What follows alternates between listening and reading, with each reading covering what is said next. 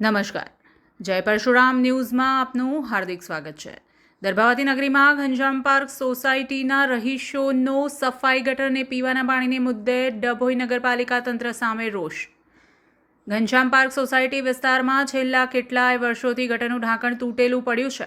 વારંવાર રજૂઆત કરવા છતાં અધિકારીઓ આંખ આડા કાન કરી રહ્યા છે।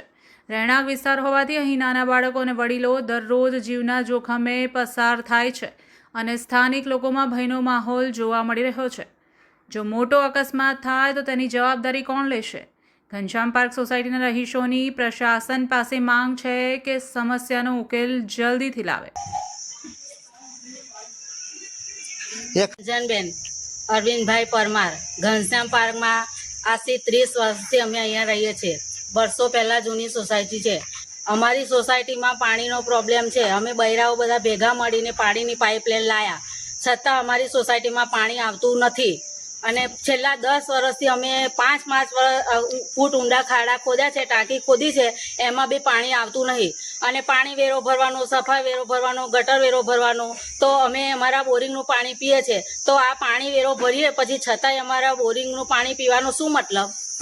અને આ ગટર 2 વર્ષથી ગટરનું ઢાંકણું ગટર ઉભરાતી હતી, અંદર બધાનું સંડાસ બી બહાર આવે છે। ગટર નગરપાલિકામાં ફોન કર્યો, એ લોકો આવી અને ગટરનું ઢાંકણું બધું આખું એ કરી નાખ્યું, ખોદી નાખ્યું અને બાકડું પાડી દીધું। હવે એ ઢાંકણું નાખતા નથી। અહીં ચોમાસાની અંદર તો અમારે પગ બી મેકવાની જગ્યા નહીં, એટલું પાણી ભરાય છે 4 મહિના। તો અમારે શું કરવાનું?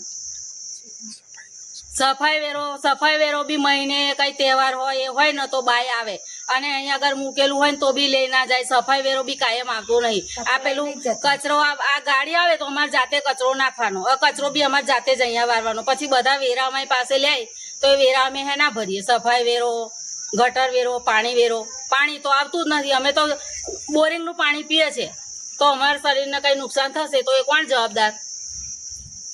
ભાઈ પરમાર છે। અમે આ સોસાયટીમાં 1996થી અમારા શરૂઆતમાં કોઈ પણ સોસાયટી નથી, ત્યારથી આ સોસાયટી છે।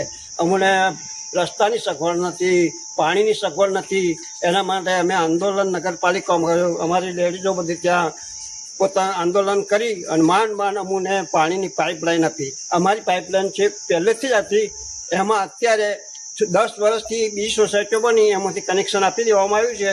લોકો ત્યાં મોટરો કે શું છે, અમારે પાણી આવતું નથી। અમે ગંદુ પાણી એટલે કે બોરનું પાણી અત્યારે પીએ છીએ। બીજું કે અમારે રસ્તો 10 વર્ષ પહેલાં બનાવ્યો, એ રસ્તો પણ અત્યારે તકલાદી થઈ ગયો છે। બીજું આ ગટર અહીંયા ઉભરાય છે ચોમાસામાં, એને કાપી તોડી અને ઢાંકણું કાઢી નાખ્યું અને અહીંયા બાળકો રમે છે, પણ એને રિપેર કરવામાં નથી આવતું। કોઈ બાળકો અંદર પગ પેસી જશે અને જ્યારે કોઈક નુકસાન થશે તો આની જવાબદારી કોણ લેશે? નગરપાલિકા લેશે? નગરપાલિકા અમારી પાસેથી વેરા લે છે। કોઈ અમારી સોસાયટીનો એક પણ મકાનનો વેરો બાકી નથી। વેરાવાળા પણ આવેલા, અમે કહ્યું કે આ તમે જુઓ પછી વેરાની વાત કરો। તમારા પ્રશ્નનું નિરાકરણ નહીં આવે તો તમે આગળ શું કરશો? હા, અમે જો આ નિરાકરણ નહીં આવે તો ગાંધી ચીધા માર્ગે આગળનો રસ્તો કરીશું।